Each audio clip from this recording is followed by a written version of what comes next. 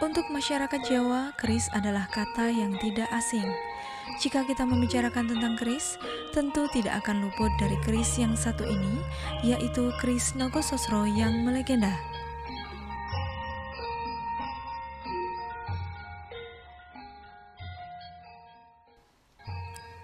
Keris pusaka Nogososro adalah benda pusaka peninggalan Raja Mojopahit.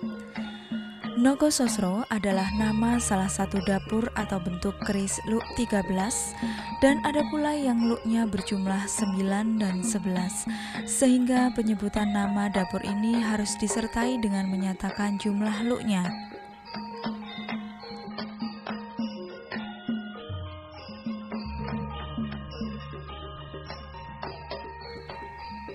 Bagian gandi keris ini diukir dengan bentuk kepala naga, biasanya dengan bentuk mahkota raja yang beragam. Sedangkan badannya digambarkan dengan sisik yang halus mengikuti luk pada tengah bilah sampai ke ujung keris.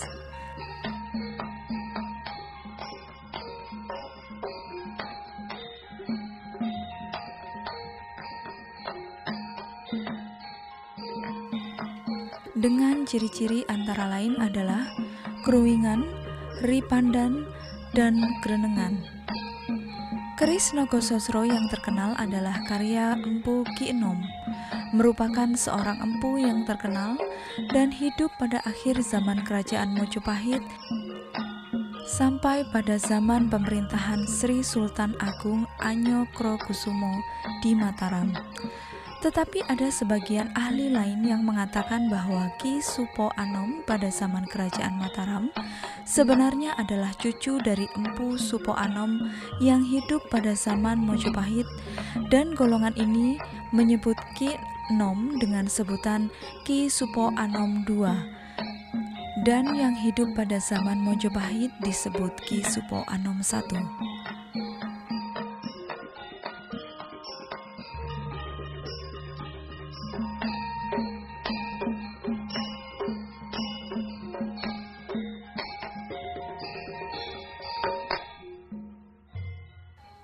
Konon keberadaan keris Nogososro tersebut hingga kini masih diliputi misteri.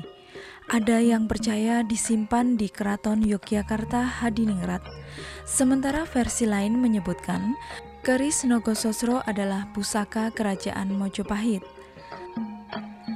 Keris tersebut hingga kini tetap terpelihara dengan baik oleh para ahli warisnya secara turun-temurun.